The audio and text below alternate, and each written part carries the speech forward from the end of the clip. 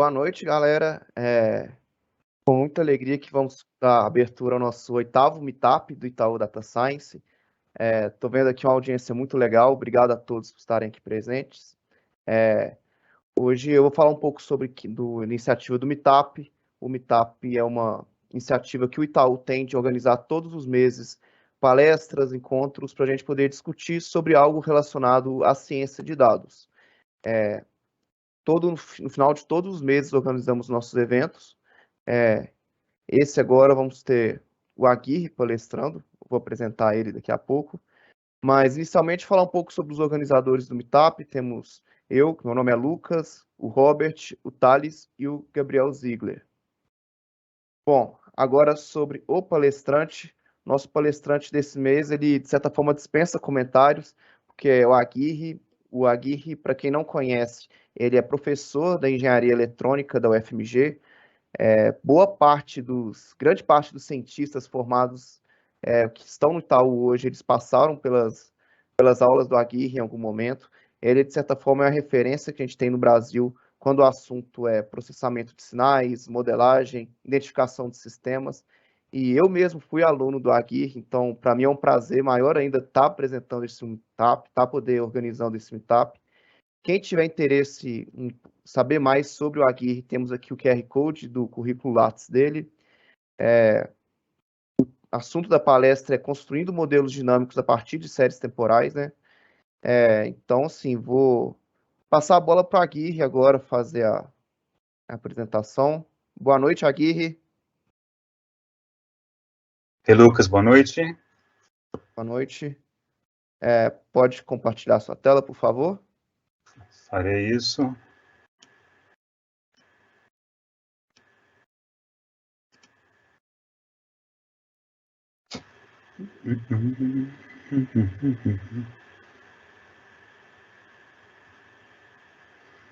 Onde que foi para a minha tela?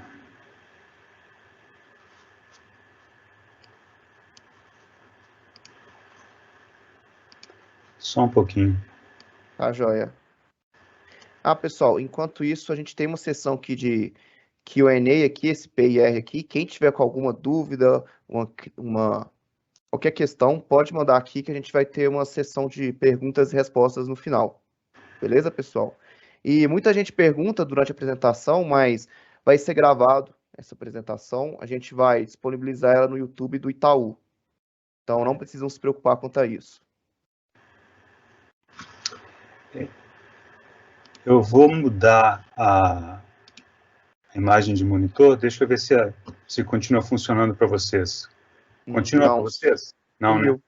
Não, então, foi o que aconteceu antes. Então, vou trabalhar com esse outro monitor. Infelizmente, a tendência vai ser eu não olhar para vocês muito de frente o tempo todo. Comigo a palavra, Lucas. Pode tocar aqui. Beleza. Bom, antes de mais nada, obrigado ao Lucas, né, pelo carinhoso convite de apresentar, falar para vocês um pouco a respeito de identificação de sistemas, em particular como construir alguns aspectos da construção de modelos dinâmicos a partir de séries temporais. Eu acho que a iniciativa do banco é louvável, de organizar esses encontros serem encontros abertos. Isso é fantástico, isso é muito bom, né? Agradeço a presença de todos vocês. Eu vejo aqui um número expressivo de pessoas. Imaginem que, para quem está vindo de 4 semestres remotos, em que juntar 10 alunos numa turma de 60 era uma façanha, né? Eu estou me sentindo super, hiper, mega prestigiado nessa noite. Então, agradeço muito a presença de todos e espero brindá-los com algumas ideias interessantes e úteis nessa visão a respeito de como construir modelos a partir de séries temporais. Então, a minha apresentação está organizada dessa maneira. Eu vou começar com uma introdução, e para essa introdução, o que pretendo fazer é passar pelos 5 passos principais, básicos, de um experimento de identificação de sistemas. Eu vou aproveitar esses 5 passos para, digamos, definir nomenclatura, terminologia, objetivos, que certamente diferem de uma área para outra, dependendo da área. Esses 5 passos são diferentes, às vezes não tem um dos passos, que é o passo de teste, mas, enfim, eu acho que é o suficiente para vocês terem uma ideia do que é identificação de sistemas, também para a gente definir nomenclatura.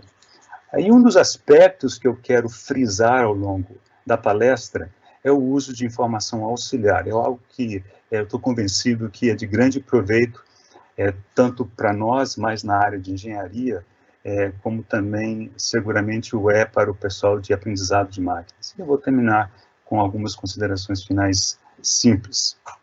Okay, então, o que é identificação de sistemas? Né? Como que ela é realizada? Então, basicamente, estão aqui esses primeiros 5 passos, né?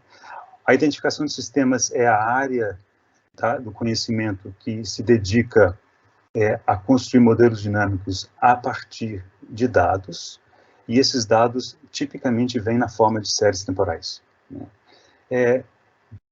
De uma certa forma, a gente pode imaginar que a identificação de sistemas é uma sub-área do aprendizado de máquinas. O aprendizado de máquinas é algo mais amplo, porque o aprendizado tem vários aspectos, os objetivos são vários, tipos de modelos são vários. Agora, se a gente restringir a modelos dinâmicos e os dados séries temporais, a gente tipicamente cai no que se chama de identificação de sistemas.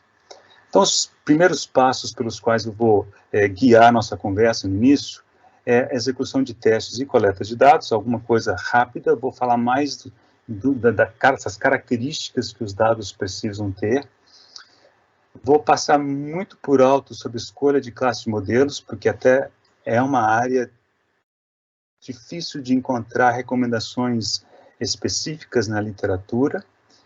Seleção de estruturas já é alguma coisa bem mais específica, vou mencionar, estimação de parâmetros e, por fim, a validação dos modelos. Então, esse diagrama que aparecerá recorrentemente hoje, né, ele ilustra o cenário que nos interessa. Então, há um sistema, queremos construir um modelo para esse sistema.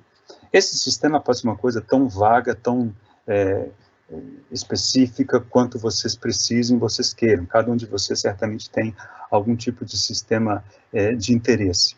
Agora, a grande questão é que, para construir esse modelo, a única coisa que temos do sistema é um conjunto de dados, que estou indicando aqui por ZN. N, tipicamente, é o comprimento do registro de dados. Então, se forem séries temporais, é o número de valores que fazem parte dessa série temporal.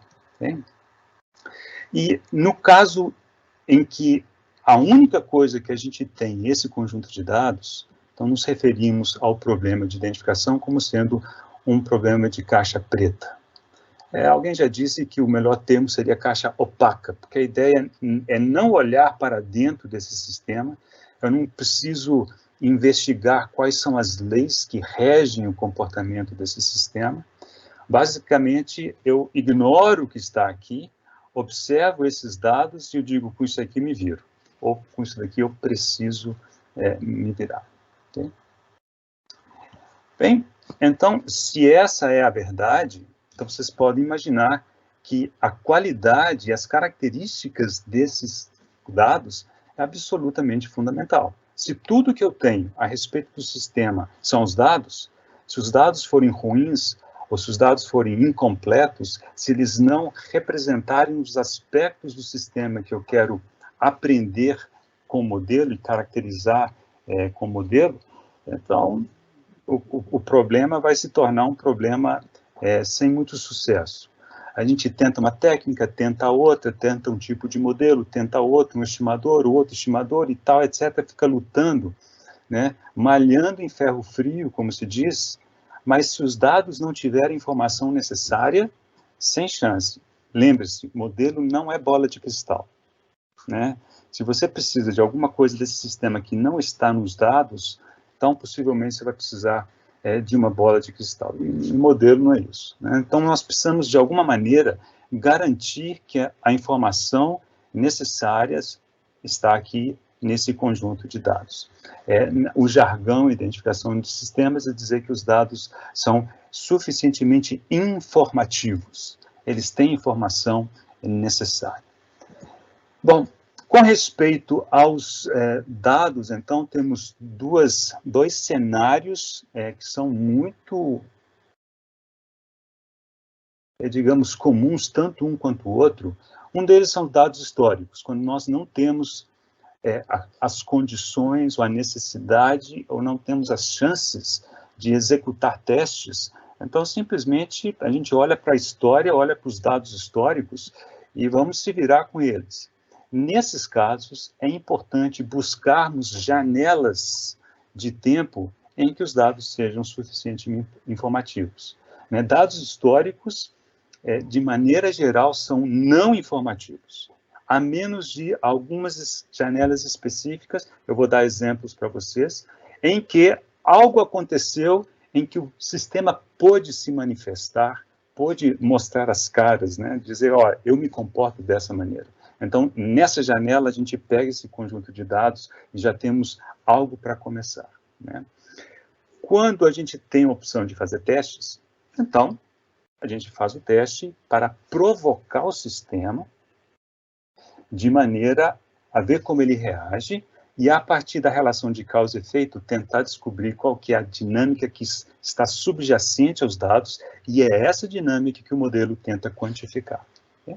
Então, por exemplo, quem já fez aquele exame de hipoglicemia, que você vai de jejum, aí você toma 400 ml de glicose, eles começam a tirar sangue de meia hora, verificar como que o organismo processa essa glicemia, e isso é caso típico de teste. Então, você provoca o sistema, observa como que ele reage, e a partir dessa relação de causa e efeito, tenta-se construir um modelo.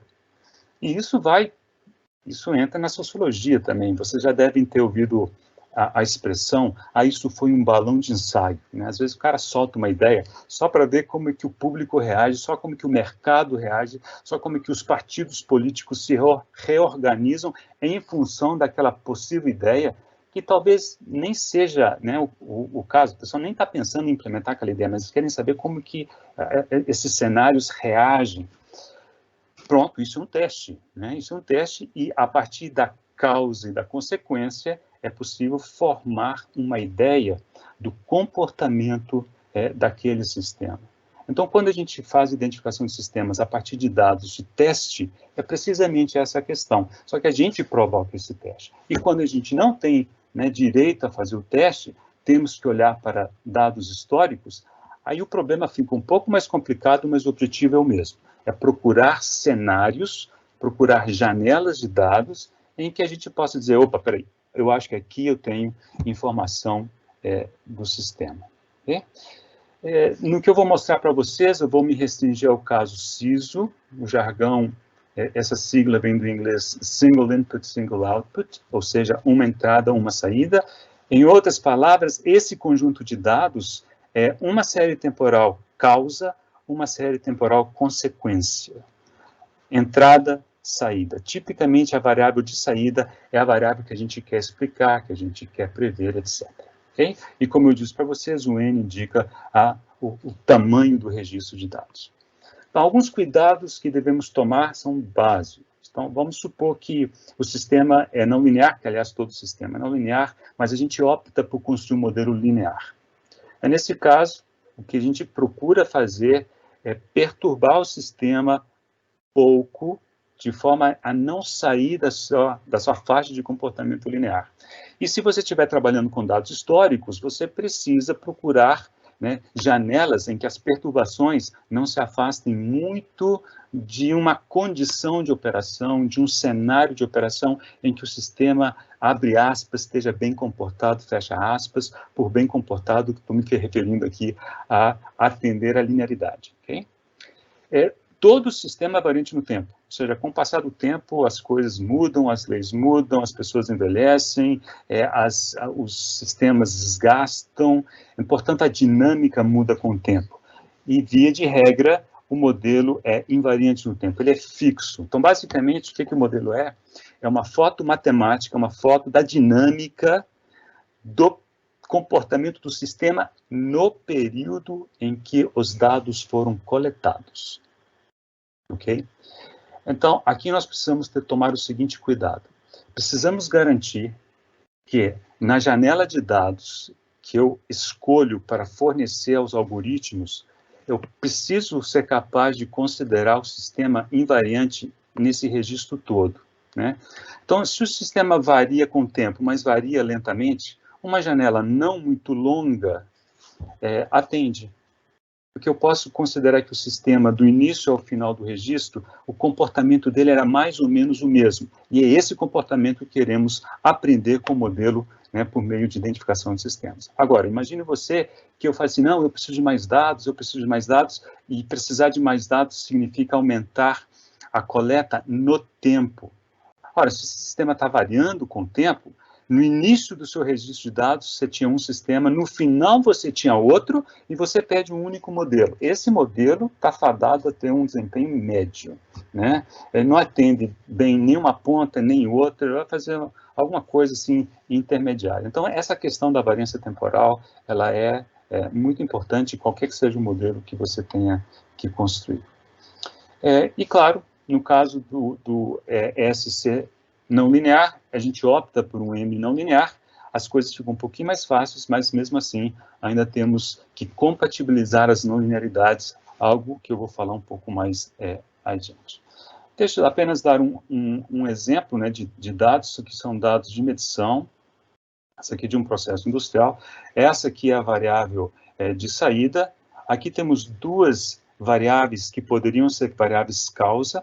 Essa é muito mais fortemente causa da saída do que essa, né? E aqui logo percebemos as características do modelo dinâmico, ou seja, essa variável teve uma mudança rápida e as consequências são observadas ao longo de um tempo, de uma janela muito maior, né? É nisso que está, essa é a marca registrada de um comportamento dinâmico, né? Se a mudança que fosse tão rápida quanto essa, tão instantânea, provavelmente a dinâmica é tão rápida que ela é desprezível e procuraríamos modelos algébricos, modelos estáticos, ao invés de modelos dinâmicos. Agora, imagine vocês que a gente escolhesse uma janela de dados, por exemplo, entre 1100 e 1200. Não tem informação dinâmica nenhuma nessa janela. Então, não importa que tipo de modelo, de algoritmo eu escolhesse, eu não ia conseguir construir qualquer tipo de modelo dinâmico usando essa janela de dados. Mas, se eu pegar uma janela de dados, por exemplo, de 950 a 1050, pronto, aí eu já tenho informação, né, que me permite construir um modelo dinâmico. Okay? Então, voltando à questão agora a classe de modelos, né, falamos dos dados, vamos para a classe de modelos.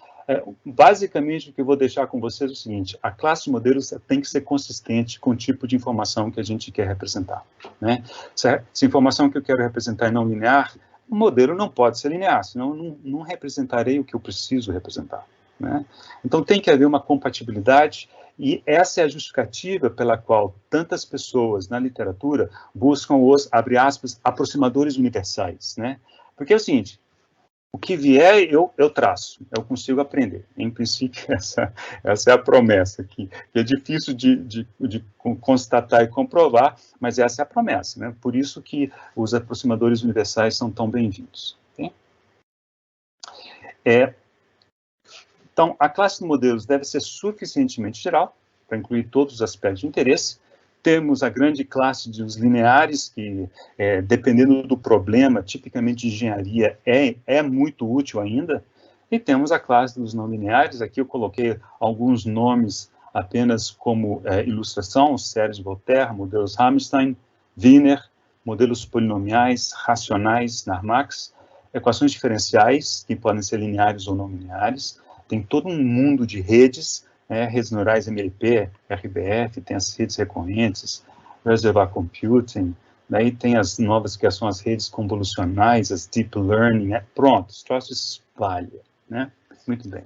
Pergunta é o seguinte: tem como sermos mais específicos, ao invés de dizer simplesmente, vamos pegar aquele que parece ser o aproximador universal mais geral? né? Que aí o que vier ele traz, né? Então eu quero sugerir para vocês que, se a gente pensar em informação auxiliar, pode ser interessante usar isso, né, como uma pergunta a ser respondida nessa etapa da escolha da classe de modelos.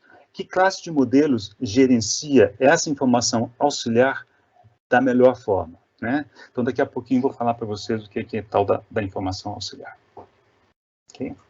Já vamos entrando um pouco na escolha de estrutura, né? Então, ainda escolha da classe, mas também da estrutura, e eu vou instanciar para o caso de modelos polinomiais NARMAX, né? Que é a parte autorregressiva, média móvel, com entradas exógenas. Então, basicamente, essa proposta, né, é explicar a saída, a variável de interesse, como uma função não linear de valores passados dessa variável. Observa que isso aqui só faz sentido num contexto dinâmico.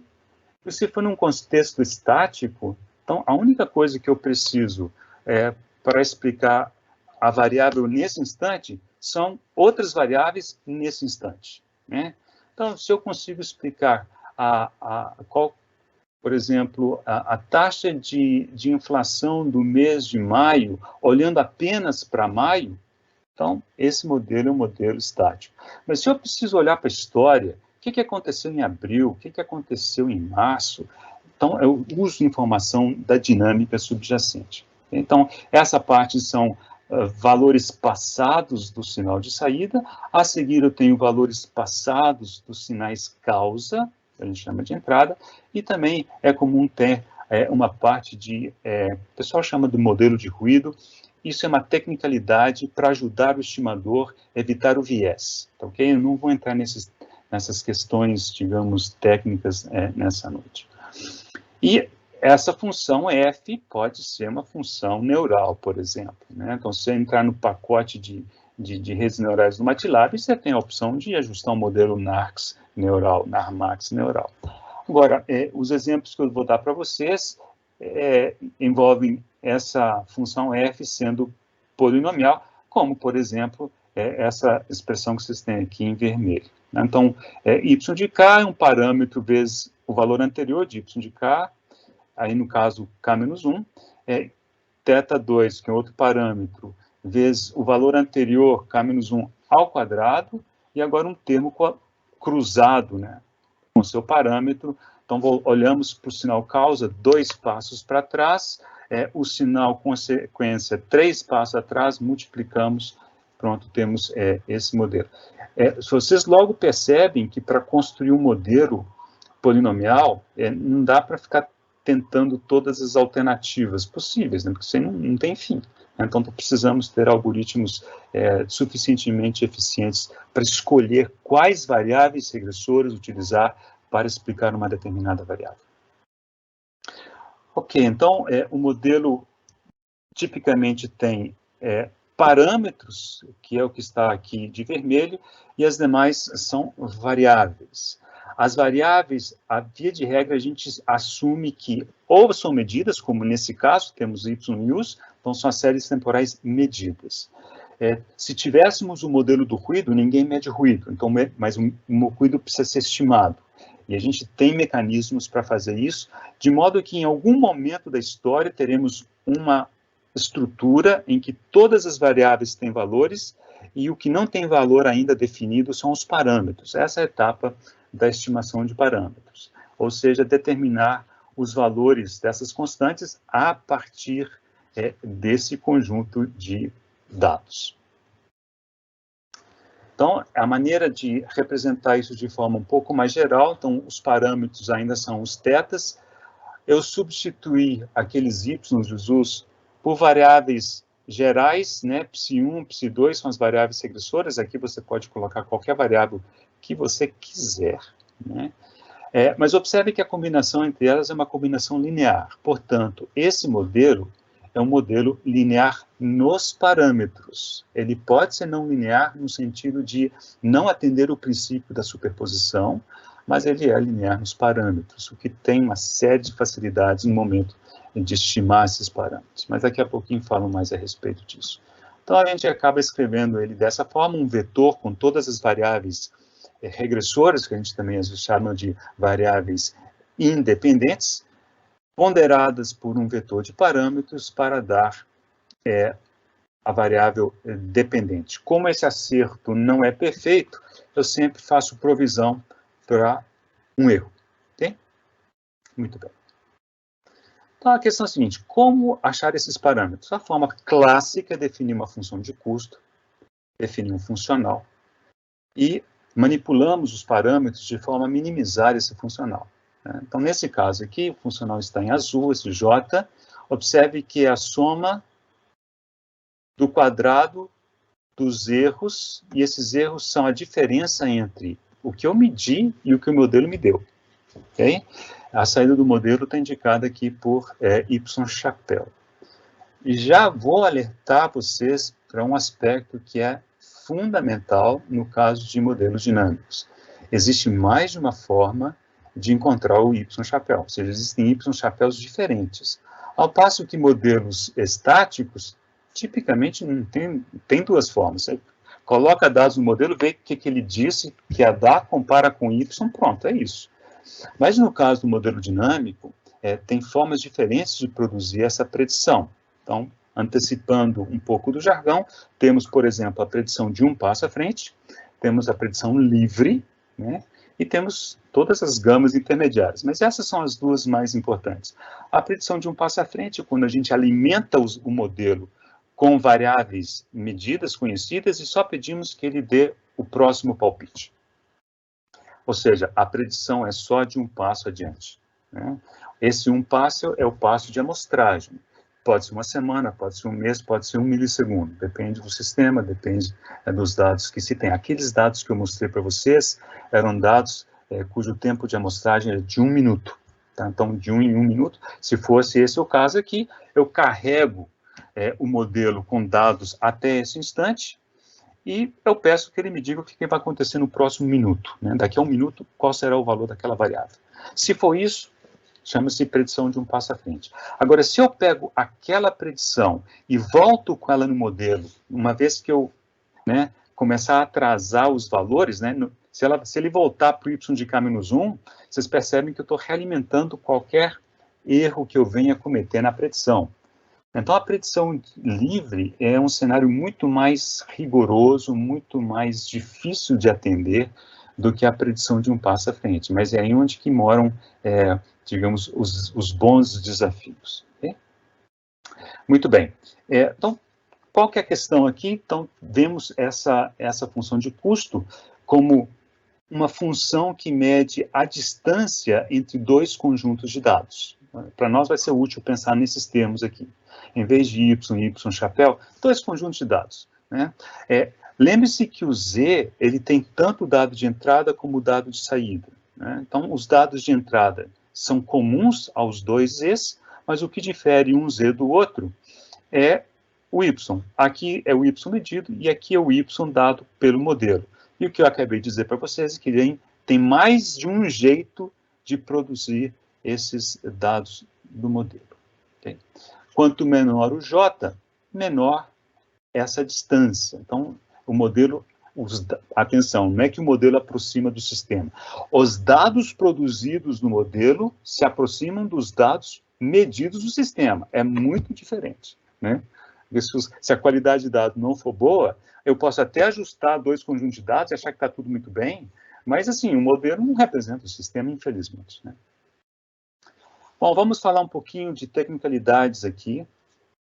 Se eu colocar naquela função de custo que acabamos de ver, colocar a predição de um passo à frente dentro do Z, então, no caso de modelos lineares nos parâmetros, eu caio num problema de minimização convexo e achar o θ1 está fácil. Né? Então, por exemplo, mínimos quadrados resolve esse problema sem maiores dificuldades. Agora, por exemplo, se a gente resolver colocar dentro desse conjunto de dados Z, né, a saída do modelo por simulação livre, então, essa mesma função de custo, mas com essa pequena mudança, cai num problema não convexo. Porque se eu faço predição livre, então a saída, que depende dos parâmetros, volta para dentro do modelo, que por sua vez depende dos parâmetros, e logo percebe que existe uma certa recorrência ali que gera essa não convexidade, tá? Perdão. O θ1, obviamente, é muito mais fácil de obter do que o θs, né? Mas, por outro lado, o modelo com os parâmetros obtidos dessa maneira, via de regra, é um melhor modelo do que o modelo com os parâmetros obtidos desta outra forma. Então, quando vocês pegarem, por exemplo, literatura, principalmente livros, né, que começam na área de identificação de sistemas, muitas das recomendações que eles fazem no seguinte sentido. Então, partindo do pressuposto que o problema de otimização a ser resolvido será o convexo, então, quais são as providências a serem tomadas na coleta de dados, na escolha da classe de modelo, na escolha da estrutura do modelo, etc., que aumenta as minhas chances de que mθ1 chapéu seja um bom modelo. Então, basicamente, essa filosofia é o alvo principal dos livros básicos de identificação de sistemas. Okay? Uma observação importante aqui é que nas estruturas, né, de modelo que são não lineares nos parâmetros, por exemplo, uma rede MLP, então, esse problema já é um problema não convexo. Tá? Então, aí não tem escapatória da não convexidade. Né? Com respeito ainda à estimação de parâmetros, deixa eu mencionar algo que eu acho que vai ser muito... para nós foi importante, para vocês vai depender da realidade de cada um, que é uma estimação de parâmetros com restrições. Né? Então, vamos imaginar que aqui vocês estão reconhecendo o vetor de parâmetros, e digamos que esse vetor de parâmetros, eu queira que ele atenda a um conjunto de restrições de igualdade lineares, que podem ser escritas dessa maneira, okay? Em que C e S são conhecidos. Tá? Então, existe um problema cuja solução é conhecida e aparece em forma fechada, o que é muito elegante e muito conveniente. Que é essa parte de cima é idêntica à anterior, ou seja, nós estamos procurando o θ, né, que minimiza essa função de custo, mas agora sujeita a esse conjunto de restrições. E a pergunta é a seguinte, bom, onde obter essas restrições? Se você não sabe de onde obter, então esquece das restrições, faz o caso irrestrito. Mas, dependendo do tipo de informação auxiliar, eu de novo falando da informação auxiliar, é possível, em muitos casos, escrever restrições muito úteis, né, que ajudam a compensar a falta de informação no conjunto de dados clássico. Né? Então, esse vai ser o nosso grande assunto daqui a pouquinho. Bom, por fim, validação de modelos. Então, obtivemos o modelo, escolhemos a classe, escolhemos a estrutura, depois de escolher a estrutura, estimamos os parâmetros, temos o modelo completo agora. Presta? Será que ele atende? Aí eu tenho que devolver a pergunta, presta para quê? Depende para qual que é o objetivo desse modelo. O que se pretende fazer com esse modelo? Um bom modelo para uma tarefa A não precisa ser um bom modelo para a tarefa B, e vice-versa. Então, nós precisamos ter clareza do que a gente precisa que o modelo faça, né? E como influenciar o procedimento de modelagem com isso em vista não é algo simples, não é simples, né? Mas se conseguir, tanto melhor. Okay? Agora, qual que é a grande questão que está envolvida aqui? A grande questão é assim, nós não temos como comparar modelo com sistema, porque o sistema é um sistema físico, social, etc., e o modelo é um conjunto de equações, é um código, são entidades diferentes. Então, o que se compara de fato? Pega o modelo, gera dados, pega o sistema dele, mede dados, e comparam-se esses dados. Se esses dados estiverem mais ou menos próximos, a gente fica feliz e fala assim, deve ser um bom modelo. Mas atenção, né? E depende de como você gerou os dados do modelo e depende de como você mediu e o que você mediu. Então, essas coisas não são necessariamente equivalentes. Alguns cuidados básicos, né? É claro que, ao comparar, nós vamos utilizar uma função que meça a distância de dois conjuntos de dados, um conjunto de dados de validação e um conjunto de dados que vem do modelo. Okay? O conjunto de validação de praxe não pode ser o conjunto de dados utilizado para construir o modelo, senão a gente gera vício no aprendizado. Okay? E, de novo, a questão do modelo, dos dados do modelo, depende de como eu gero esses dados. Né? Então, posso gerar dados de um passo à frente que, mesmo com modelo ruim, parecem ser muito bons. Né? Mas isso é por caso dinâmico. Talvez não seja tanto o caso dos dados modelos estáticos, né? Mas quem vem da área de aprendizado de máquina e tem que enfrentar um problema de identificação de sistemas ou modelos dinâmicos, vocês podem observar, via de regra, eles validam os modelos utilizando predição de um passo à frente.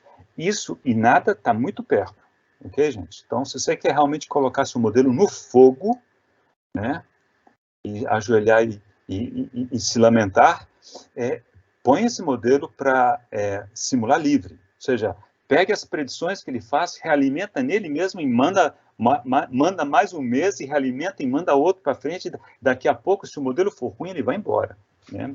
Ele diverge muito rapidamente do cenário que a gente observa nos dados coletados. Okay? Okay. Finalmente, vamos, porque de olho no relógio, tá, gente? Vamos, com essa base, agora a gente consegue avançar um pouco mais rapidamente, entrar no que se chama de identificação caixa cinza. O que é identificação caixa cinza? Então, voltamos ao problema original. Os objetivos são rigorosamente os mesmos, não mudou nada. A grande novidade aqui é que, além desse conjunto de dados que eu já tinha, agora, eventualmente, eu posso ter alguma informação a mais vinda do sistema, que diz respeito ao sistema. Mas essa informação, que chamamos de informação auxiliar, que está indicada de verde, ela tipicamente tem características diferentes desse outro, e é complementar a esse outro. Agora, atenção. Se os dados ZN forem suficientemente informativos, esses dados em verde são dispensáveis, eu não preciso deles. A ideia é, e se ZN, eu descobri que ZN não tem tudo o que eu precisava que o modelo refletisse. E se eu conseguir buscar o que eu percebo que faz falta, eu tenho, no fim das contas, eu tenho dois conjuntos de dados. A pergunta é a seguinte, como é que eu fundo essas duas coisas num único problema de identificação de sistemas, num único problema de construção de modelos, num único problema de treinamento? Tá? Então, basicamente, essa é a nossa conversa da agora até o final da palestra. Okay? Então, antes disso, que tipo de informação auxiliar é útil? Essa é uma pergunta difícil de responder, né? Então, vamos supor que eu queira construir um modelo do movimento da suspensão do carro, por exemplo, em função da velocidade do carro e da superfície pela qual ele trafega. Ok? Vamos supor que seja isso. Beleza? Então, basicamente, é um modelo da suspensão, do sistema de suspensão, etc, etc. Agora, alguém vem e fala assim, olha, esse carro é vermelho. É informação auxiliar? Claro que é informação auxiliar. Não está nos dados, né, no ZN. Que o carro é vermelho não está no ZN. Mas é um dado, né, é uma informação auxiliar totalmente inútil, não me ajuda em nada, ok? Então, assim, um exemplo, eu sei, meio esquisito, mas acho que dá para vocês entenderem o que eu quero dizer. Nem toda informação auxiliar é útil, né? Outra coisa, ela pode ser útil, mas eu não sei exatamente como ela se relaciona à classe dos modelos. Então, assim, como é que eu coloco isso dentro do modelo se eu não sei como é que o modelo mapeia aquela informação, né, que eu tenho agora a mais, né?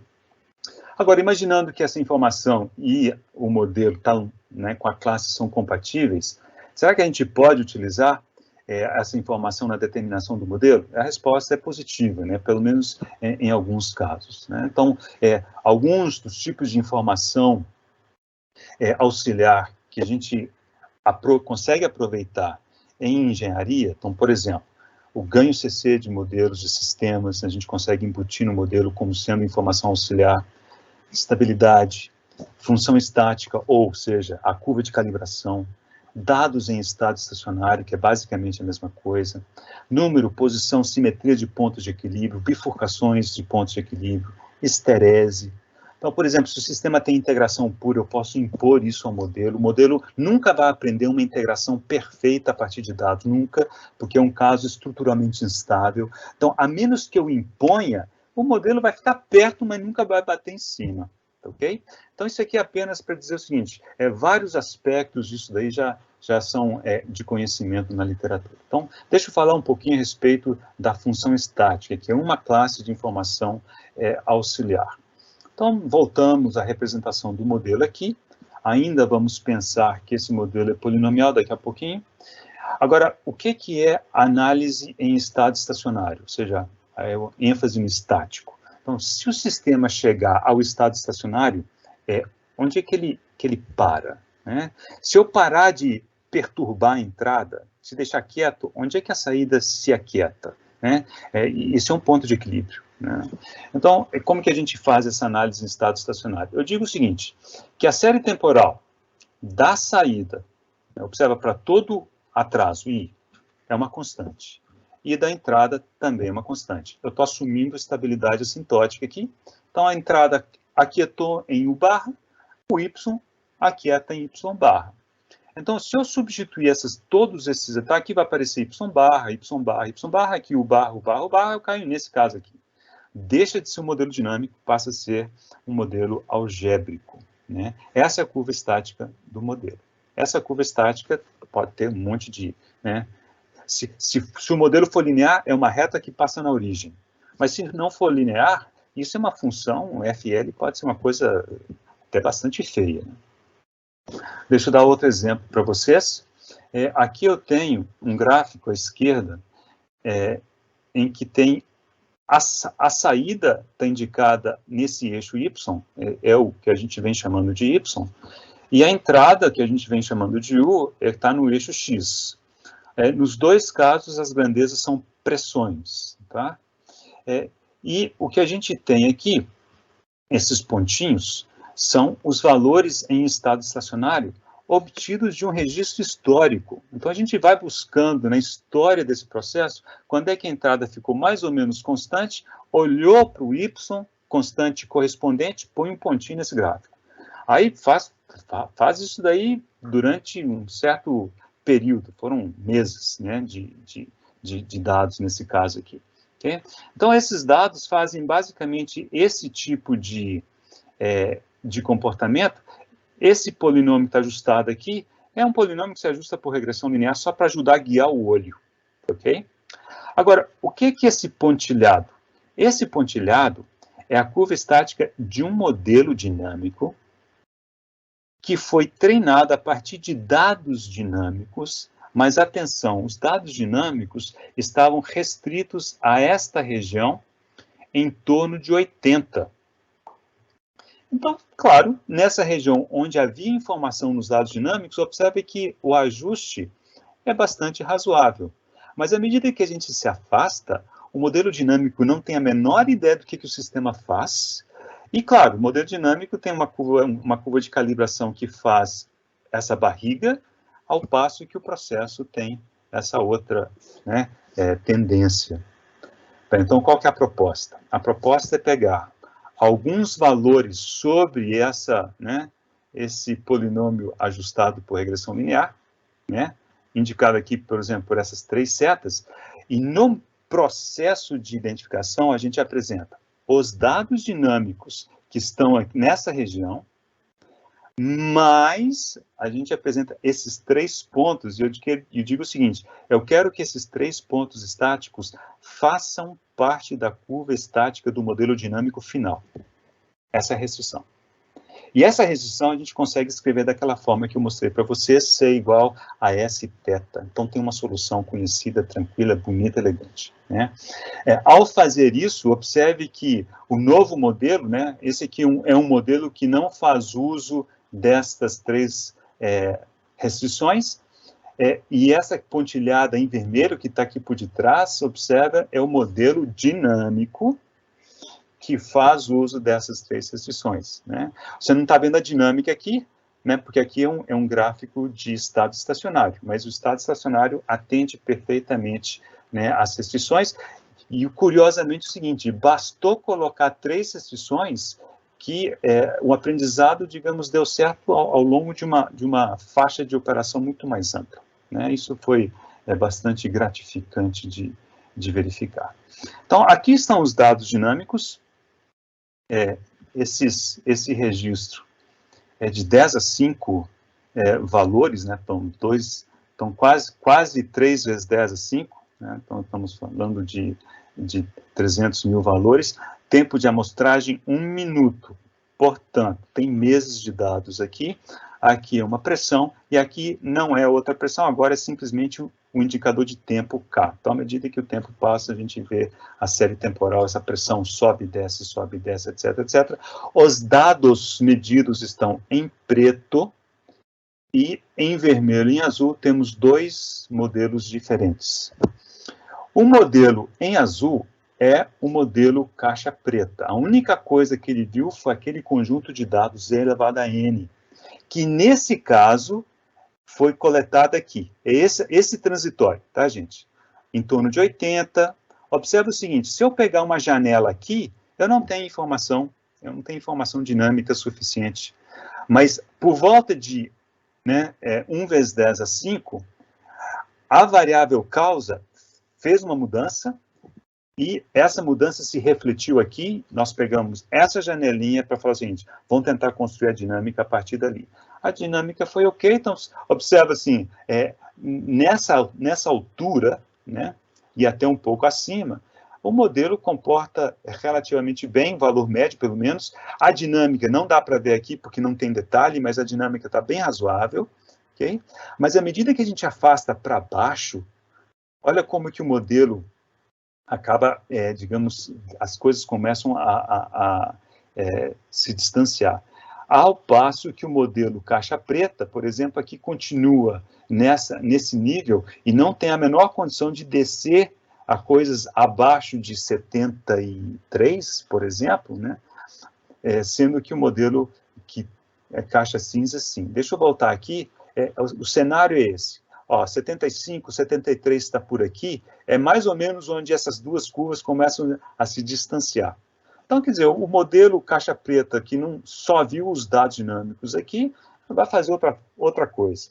Mas o caixa cinza, em que nós usamos essas restrições, de dizer, olha, eu tenho mais essa informação, use-a, né? Então, esse modelo é capaz de vir aqui embaixo, né?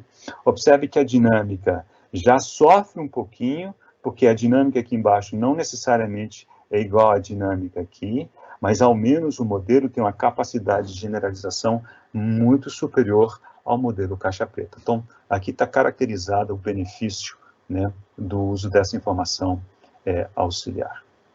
Eu vou terminar com uma outra maneira de utilizar a informação auxiliar, né, que eu tenho muito menos informação aqui, então, assim, eu vou só levantar essa bola e encerrar a palestra, que é a ideia de utilizar otimização multiobjetivo. Então, a ideia é, ao invés de minimizar um único objetivo no momento da estimação de parâmetros, ou estimar parâmetros com uma restrição, por que não gerar objetivos diferentes, um objetivo em cima do ZN e outro objetivo em cima da informação auxiliar? E vamos brincar de otimização multiobjetivo dessa maneira. Nesse caso, né, eu não preciso pensar em tantos objetivos assim. Uma restrição importante é que a soma das ponderações dos objetivos seja igual a 1. Nós vamos nos ater, nesse exemplo, a apenas 2 objetivos, então a otimização é biobjetivo, em que aqui vocês estão reconhecendo exatamente o objetivo original, né, de identificação de sistemas, que é minimizar a norma, né, L2 da distância dos dados medidos, dos dados previstos um passo à frente para o modelo. E aqui nós vamos trabalhar com outro conjunto de dados, dados em estado estacionário, que são aquelas curvas que vocês viram estáticas, né? Então, pronto, eu tenho aqueles dados. Então, por que não pegar um modelo e dizer o seguinte, eu quero minimizar isso e também minimizar isso com ponderações diferentes. Então, lambda aqui, 1 menos lambda aqui, a soma desses dois pesos atende à restrição, né? Então, a gente consegue trabalhar, e a vantagem, uma coisa muito elegante disso aqui, é o seguinte, que à medida que a gente varia o lambda entre 0 e 1, a gente gera uma família de modelos. E eu não preciso trabalhar com um modelo só.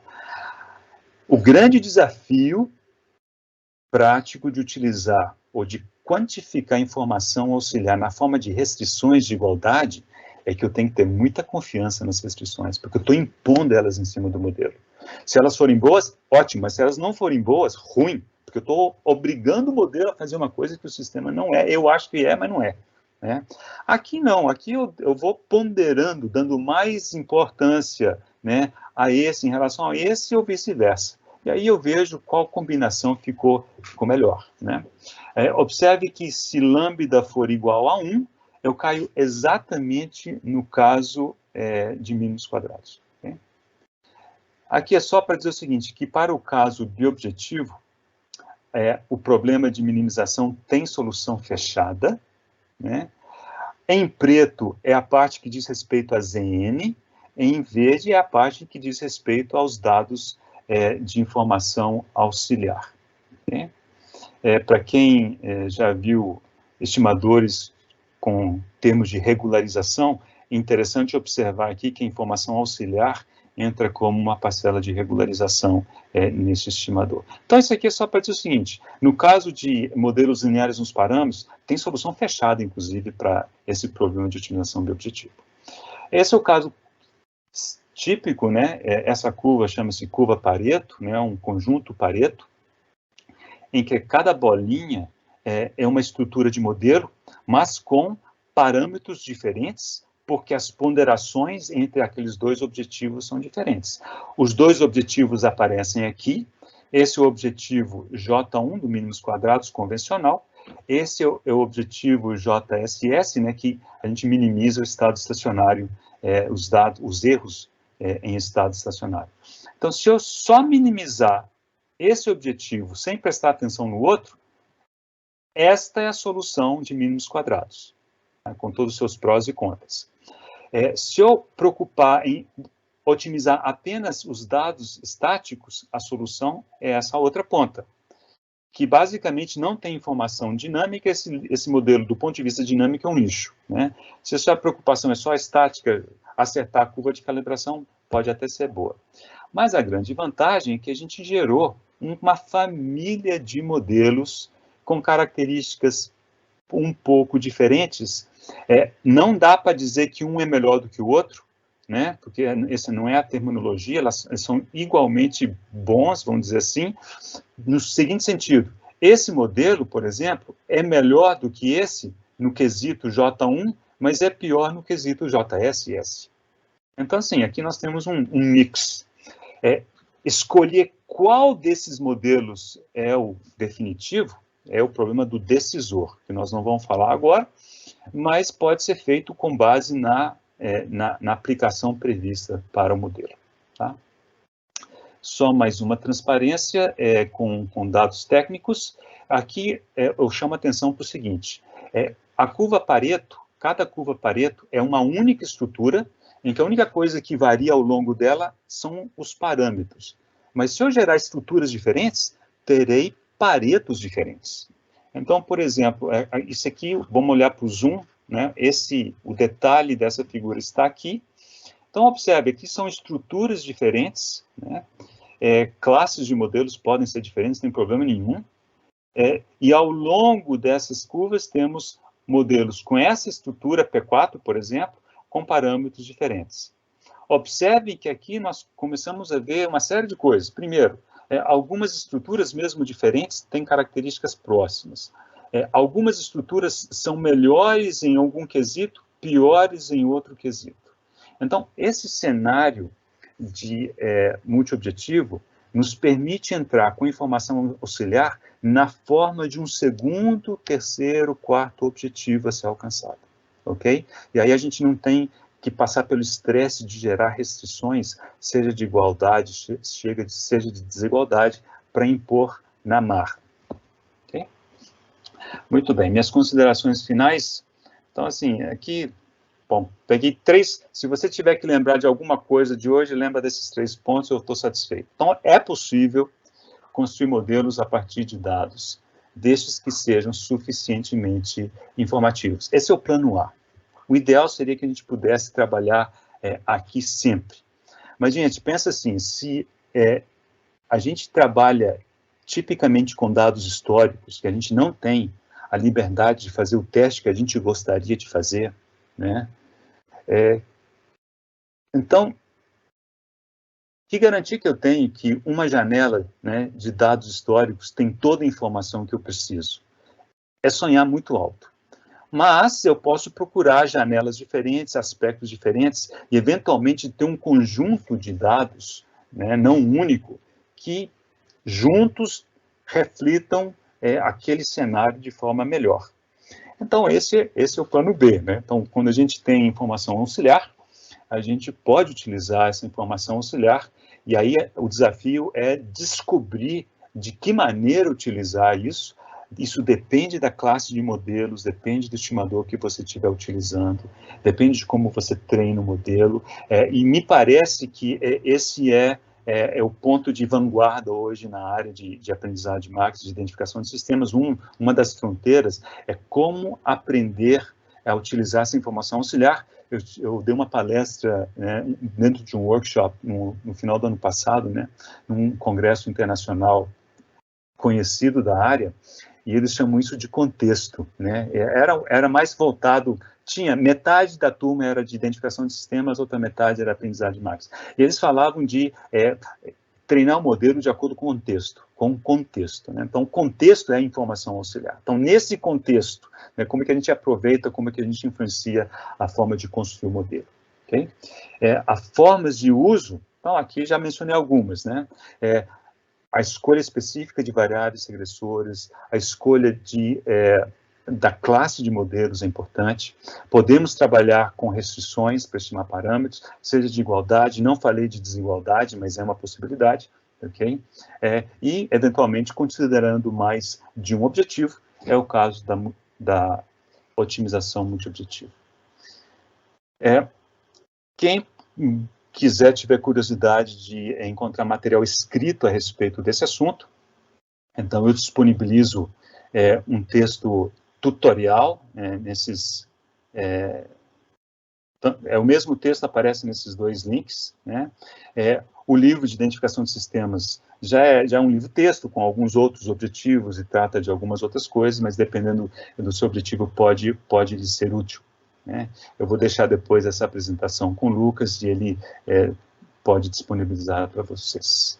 Então, ao fim, eu quero agradecer pela atenção de vocês, agradecer ao CNPq, que é meu financiador. Preste atenção, desde a minha iniciação científica, eu tenho bolsa do CNPq, então eu não tenho qualquer tipo de crítica ou de reclamação, né? E, claro, a vocês que viabilizaram esse encontro, o pessoal da organização e o pessoal que está assistindo. Então, com essa transparência final, eu volto a palavra para o Lucas. Obrigado, Lucas. Muito legal, Aguirre, muito legal também a interação entre a galera. Quem tiver mais dúvidas, pode mandar na nossa sessão de Q&A, nosso PIR que tem aqui. Antes de começar as perguntas, eu vou dar alguns recados. Compartilhar minha tela aqui. Bom, pessoal, apenas alguns recados para a gente finalizar. Muito legal a apresentação, Aguirre. Foi um prazer, então, não só assistir, como também ter organizado esse evento. O Itaú, como eu disse, a gente organiza esses eventos todo mês, a gente sempre escolhe um palestrante diferente para falar sobre diversos assuntos. Já teve gente que apresentou sobre visão, já teve vários trabalhos de áudio, agora está tendo esse sobre modelagem de séries temporais, já teve também de grafos, de texto também. Então, a gente sempre está trazendo coisa diferente. Então, você que gostou desse Meetup, está interessado em saber mais, se inscreva no nosso site no Meetup, aí vocês vão saber sempre das novidades, do que a gente está rolando. E além disso, o Itaú ele tem uma das maiores equipes, se não a maior, de cientistas de dados do Brasil. Então, se interessou, quer trabalhar com a gente, aqui está o QR Code do 99 Jobs, onde tem várias vagas aqui. A gente tem times incríveis para todas as especificidades. Então, pessoal, se interessem, podem mandar por aqui. Além disso, a gente tem o portal do Medium, que a gente publica artigos, também uma outra forma que o Itaú tem feito para poder disponibilizar conhecimento para a comunidade de dados no geral. E por fim, pessoal, deixem o feedback de vocês. Esse feedback é muito importante para a gente saber o que vocês querem ver no Meetup, o que vocês se interessam. Então, são esses recados que eu tenho por agora. Vamos começar agora a sessão de perguntas e respostas, né? Teve uma interação muito boa aqui entre a galera. Vamos começar aqui. Bom, primeira pergunta que foi do Marcos, né? Boa noite, professor. Como definir as janelas de teste? Isso vai um pouco na linha de como definir as janelas de... Bom, quando você fala de teste, nós estamos falando de aprendizado, teste e validação, ou teste de fazer o teste? Eu preciso ver. Então, estou imaginando que você está pensando em termos de aprendizado, treinamento, teste e validação, ou validação-teste, tá? Então, esse conjunto validação-teste, a filosofia é basicamente a mesma. A gente não pode utilizar as janelas usadas no aprendizado, e precisamos garantir que essas janelas de teste, por exemplo, estejam tão coerentes com o uso pretendido do modelo quanto possível. Okay?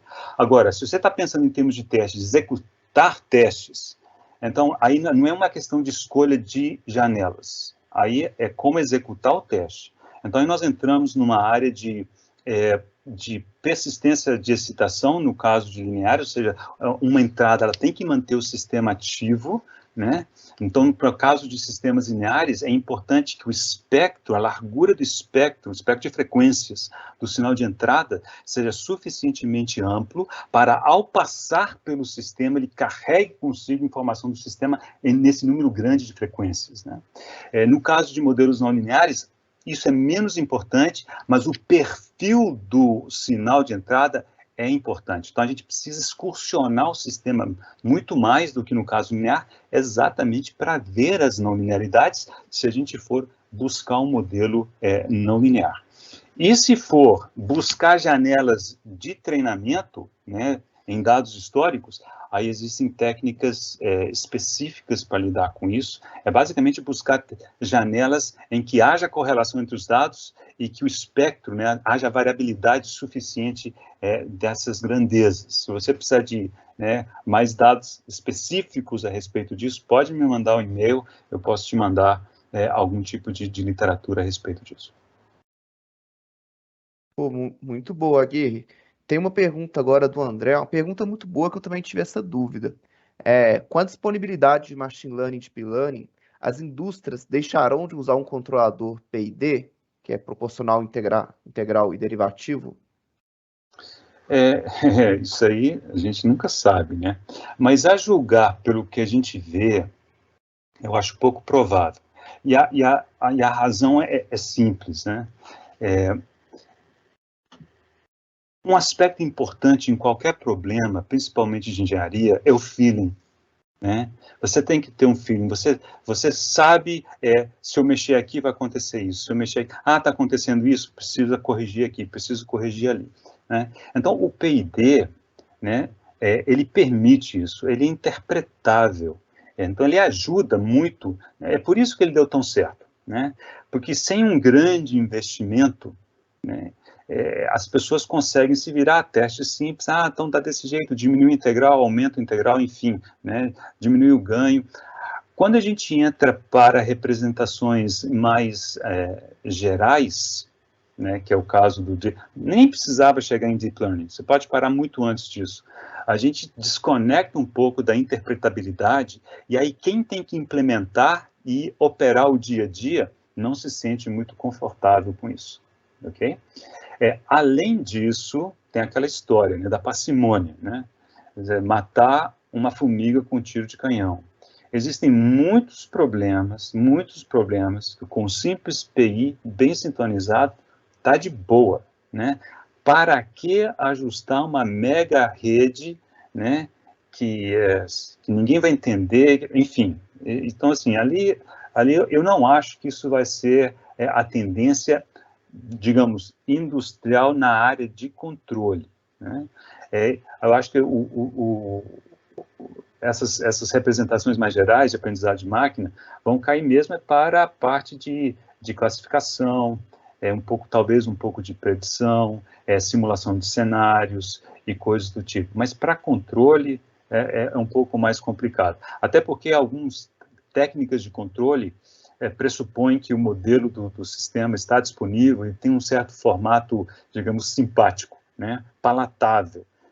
Eu venho com uma mega rede neural, é capaz deles identificarem a rede via um modelo linear, por exemplo, uma função de transferência simples, né, para, a partir dali, fazer o projeto. Então, você vê que não faz sentido. Então, por que já não fez isso direto dos dados da planta? Então, assim, essa é a minha impressão, né, que pela falta de interpretabilidade, ele não vai substituir o PI, e eu estou falando no contexto de controle. Em outros problemas, aí sim, aí eu acho que tem uma gama de aplicação bem melhor, bem mais promissora. Pô, legal. O André também fez mais uma outra pergunta, que é a respeito de comentar sobre quando usar SVM, MLP, né, que é Multi-Layer Perceptron, e RBF. Bom, a SVM, eu acho assim, está mais para um modelo de classificação, né? Então, assim, é raro ver uma SVM, digamos, para resolver um problema de dinâmica. Já não é o caso da MLP, já não é o caso da RBF, né? A MLP possivelmente seja a mais geral das duas, comparando a MLP com a RBF. Mas a RBF, ela tem uma vantagem, que é o seguinte: se você pré-selecionar os centros, nem que seja assim, de forma, vou pegar aleatório, né, com distribuição uniforme, vou pegar alguns centros, e essas funções de base serão, por exemplo, as minhas funções de base. Se você pré-selecionar os centros, o treinamento da RBF cai no problema convexo, porque ela passa a ser linear nos parâmetros, ou seja, cada função de base passa a ter seu próprio parâmetro. Claro que não tem a flexibilidade da RBF, em que você, além do parâmetro, você quer estimar, por exemplo, a largura, né, da função de base, no sigma. Se você quiser otimizar os dois ao mesmo tempo, então você cai num problema não convexo, e aí me parece que é capaz de estar pau a pau com a MLP. Mas no caso da RBF, você consegue redes lineares nos parâmetros que ainda são fortemente não lineares, né? Então são características, esses modelos têm características diferentes. A observação que eu faço, né, olhando para, né, as pessoas, o que se publica e tal, os grupos, né, basicamente é o seguinte: cada um usa aquilo que está mais familiarizado, né? Então, aqui, o cara não tem um martelo, mas o cara se vira bem com a chave de fenda, ele quebra o galho, não é o ideal, mas é preferível, né, trabalhar com uma ferramenta que você conheça bem, né, até uma outra ferramenta super top, mas que você tem uma vaga ideia de como que usa, você não sabe treinar, vai treinar só usando hiperparâmetros gerais, entendeu? Ou seja, aí vai muito da experiência de cada um, tá? Muito boa. Mais uma pergunta aqui, a respeito dos frameworks de Deep Learning. O André está perguntando se tem algum que você costuma utilizar nos seus trabalhos aqui. Ele citou Não. alguns aqui, tem sofrido para Eu não trabalho com Deep Learning, né? Se você precisar de conversar com quem trabalha com Deep Learning, eu consigo te dar um contato bom, mas assim, eu pessoalmente conheço só de ouvir falar. Boa, boa. Agora uma pergunta que é anônima. Ficou claro as premissas para usar as informações auxiliares do modelo, mas existem premissas para escolher a informação auxiliar?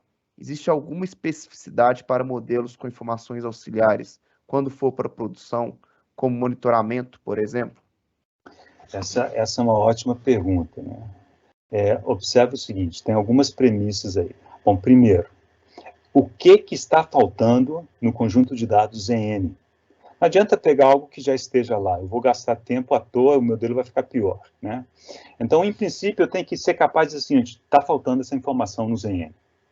Essa é uma coisa. Outra coisa é uma informação que seja útil, tendo em vista o objetivo do modelo, né? O que se pretende fazer com o modelo. E, por fim, é o seguinte, nós temos que ter algum tipo de informação que eu consiga utilizar, né, no processo de aprendizado. Nesse sentido, me parece que, por exemplo, a otimização multiobjetivo, ela é um pouco melhor, né, um pouco mais ampla, mais geral, do que, por exemplo, o uso de restrições.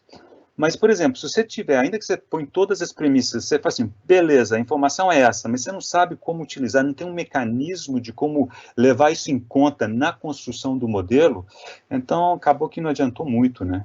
Então, uma premissa básica é ser capaz de colocar essa informação dentro do modelo. Uma maneira de se fazer essa pergunta, olhando para a história, né? A minha história, que eu comecei com esse tipo de coisa em 96, ou seja, como é que eu comecei com essa história? Eu comecei tirando informação do modelo. Dado o modelo treinado, será que eu sei tirar dele, por exemplo, a curva estática? Será que eu sei tirar desse modelo esse aspecto, aquele aspecto? Porque se eu souber tirar, então provavelmente já estou a meio caminho de como saber colocar, né? Mas se eu não souber, então você olha para um modelo, uma rede neural, né? Aí volta a questão da interpretabilidade. Aí fala assim, mas como é que interpreta isso aqui? Eu não sei. Onde que está esse tipo de informação? Eu não sei. Está distribuída, né, em meio às conexões e aos pesos. Então, tudo começa a ficar um pouco mais pastoso. E aí, onde que eu acho que o multiobjetivo, ele faz vista grossa a isso, né? E começa a te dar chances de usar essa informação sem ter que impor de forma muito, digamos, específica, restrições de igualdade. Então, algumas considerações aí em torno dessa ótima pergunta. Muito boa, muito boa. Mais uma pergunta agora do Silas, né? Ele perguntou qual a melhor escolha para o tamanho dos dados de treinamento. Janelar apenas a dinâmica? Perguntando mas qual é o risco de overfitting, se uma janela for grande demais para uma pequena dinâmica. Pequena dinâmica? Não sei o que é pequena dinâmica, mas o tamanho da janela talvez não esteja tão associado com overfitting quanto se creia, né? Há outros aspectos muito mais, digamos, impactantes nessa questão do overfitting. Tá? Agora, vamos voltar àquela história. Se a janela for longa demais e o sistema é variante no tempo, cuidado para não acontecer de você começar, né, no início da janela, você ter um comportamento e ter outro no final, né? É o carro de Fórmula 1 que vai esvaziando o tanque no início da corrida é um comportamento, no final da corrida é outro, né? Então, assim, temos que pegar janelas suficientemente curtas. O tamanho da janela também depende de o tipo de modelo que você quer treinar. Existem modelos cujo treinamento demanda mais dados do que outros. Então, por exemplo, modelos polinomiais Narmak são bastante leves, né, com séries temporais de 1000 valores bem amostradas, né, porque não pode nem sobreamostrar nem subamostrar, né, mas se tiver bem amostrada, 1000 valores, via de regra, está excelente. Então, se tiver uma série de 1500, separa 1000, né, para o treinamento, 500 para a validação. Se só tiver 1000, separa 700, 600 para o treinamento, e os últimos 400 para a validação. Agora, outras estruturas de dados, outras classes de modelos, esse tanto de dados não é muito, não, precisa de mais, né? Então, assim, depende de uma série de coisas, que inclusive pode ser a razão pela qual a gente acaba escolhendo uma classe de modelos em detrimento de outra, né? Bom, dadas essas características de dados, qual é o tipo de modelo que eu acho que tem melhores chances de ser bem sucedido, tá? Mas essa questão é realmente uma questão prática que eu não acho que exista uma resposta pronta. Você vai ter que sentir, ok? Muito bom, muito bom. Agora a próxima pergunta é do Felipe Miranda. Ele está perguntando qual é a vantagem do modelo caixa cinza em detrimento de modelos de sistemas dinâmicos, né? por exemplo, sistemas de equações diferenciais solucionados por Ruji-Kutta, por exemplo. As informações necessárias para propor uma solução parecem muito semelhantes. Bom, aqui você tocou em duas coisas que são diferentes, né? O caixa cinza não tem a ver com a estrutura, né? O caixa cinza tem a ver com a forma que o modelo é treinado. Então, por exemplo, eu posso pegar um conjunto de equações diferenciais e treinar esse conjunto de equações diferenciais a partir de dados em modalidade de caixa preta ou em modalidade de caixa cinza. Então, o caixa preta e o caixa cinza, né, dizem respeito à forma de treinar. Agora, eu entendo a sua dúvida, né? Então, principalmente o pessoal da área de redes neurais, fala assim, rede neural é caixa preta. O que eles querem dizer com isso? Que é caixa preta porque os parâmetros não são interpretáveis, ao passo que equações diferenciais, tipicamente os parâmetros têm interpretação física, porque a equação diferencial vem da física, né? Mas você pode construir um modelo na forma de equação diferencial que tem uma estrutura não interpretável. E é uma equação diferencial do mesmo jeito que a gente simula por Ruji-Kutta. Tranquilo. Então, eu acho que é muito mais correto a gente se referir, né, caixa cinza, caixa preta, caixa branca, como formas, principalmente caixa preta e o caixa cinza, como formas de treinar uma estrutura de modelo. Esses modelos que eu mostrei para vocês, o caixa preta e o caixa cinza é a mesma classe de modelos. São polinômios Narmax. Pronto, acabou. Que eu treino num contexto caixa preta, se eu estiver olhando apenas para o ZN, ou treino como um caixa cinza, né? Se além do ZN tiver outra informação que eu posso introduzir na forma de restrições de igualdade ou num contexto biobjetivo. Tá? Então, assim, a sua pergunta, eu sei que eu não toquei exatamente no que você queria ouvir, mas já começou mostrando que talvez você precisa sintonizar aí um pouco o conceito. Mas respondendo especificamente a parte das equações diferenciais, você pode treinar a equação diferencial tanto caixa preta como caixa cinza. Okay? Apenas um parênteses aqui, quando a gente pega a estrutura de uma equação diferencial, né, vinda da física do processo, que é muito perto de uma caixa branca, né, e a gente busca nos dados apenas estimar os parâmetros, muita gente chama isso de modelagem semifísica, né, porque, assim, a estrutura do modelo vem do conhecimento da física do sistema, né, e você buscou dados apenas para ajustar os parâmetros. Foi o caso do que o Gauss fez, pegando, né, as equações, né, do comportamento do movimento dos astros celestes, né, com medições que ele havia feito, assim que ele bolou o mínimos quadrados, se é que foi ele, não foi o Legendre, mas isso é outra história. Então, assim, as equações que vieram de Kepler são as equações diferenciais de comportamento, de movimento, e ele só ajustou os parâmetros. Essa, tipicamente, é uma modelagem semifísica. Mas aí pronto, você pode chamar isso caixa cinza no sentido de que, ok, a informação auxiliar veio no conhecimento das equações pela física e você ajustou os parâmetros simplesmente a partir de um conjunto de dados de medição. Aí concordo com você que a gente pode falar em termos de caixa cinza, mas é digamos, uma filosofia um pouco diferente da que eu apresentei essa noite. Poxa, legal. Agora a pergunta do Vitor Nolasco. Faz sentido em pensar nas condições auxiliares para minimizar problemas com bifurcações na modelagem de sistemas? Com certeza, com certeza. Basicamente, assim, no caso de modelos, vocês veem que eu coloquei bifurcações, algumas bifurcações a gente já deu para forçar no modelo, né? Então, basicamente é o seguinte, se você pegar aquela representação em estado estacionário, vocês ainda estão vendo a minha tela? Então nada, né? Você então quer não, deixa eu fazer isso. Não, deixa eu compartilhar.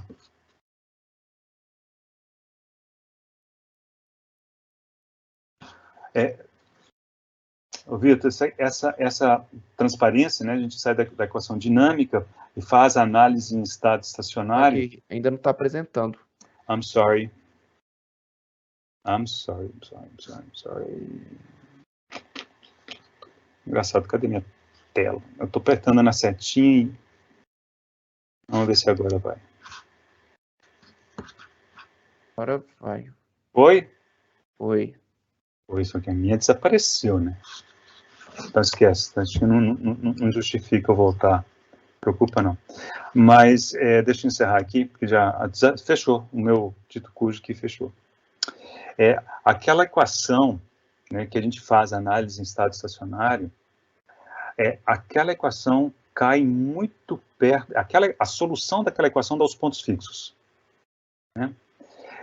E essa equação está muito perto da forma normal das bifurcações, né? Estou falando de bifurcação de ponto fixo, não de bifurcação global, ok?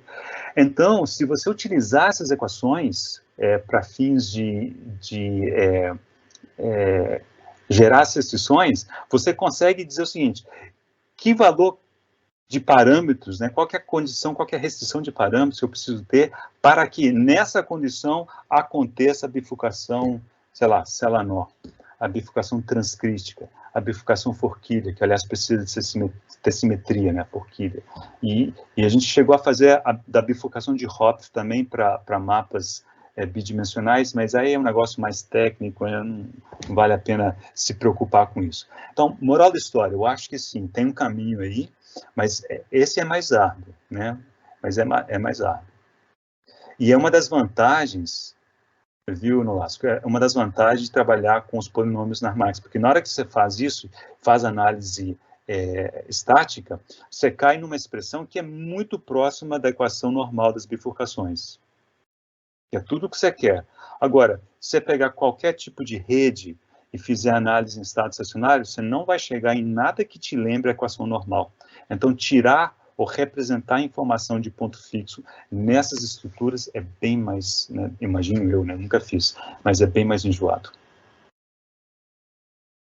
Ótimo. Tem mais uma pergunta aqui que é anônima, que está perguntando sobre as suas redes sociais, Aguirre.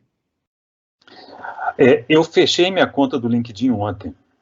E, aliás, eu abri essa conta zilhões de anos atrás, abri e fechei com poucas horas. Eu abri porque eu achei que um amigo meu, muito chegado, tinha me pedido, mas eu descobri que aquilo é só um convite que você recebe vários por dia, né?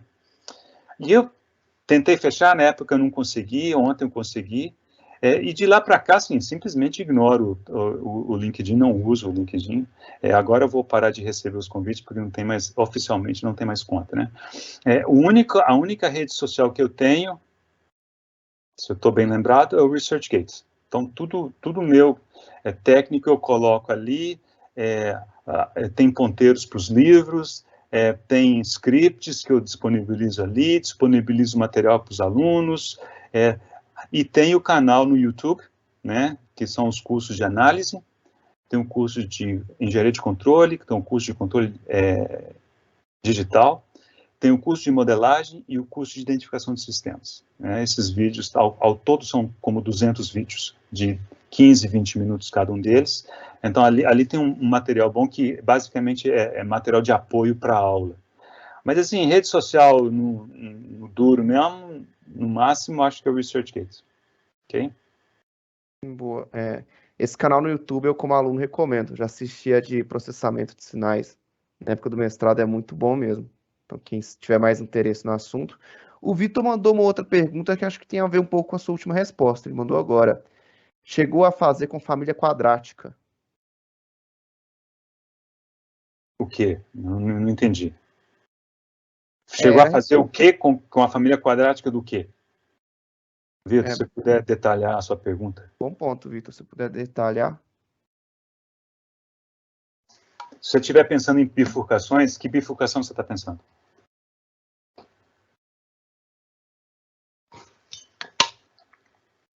O Vitor não respondeu ainda.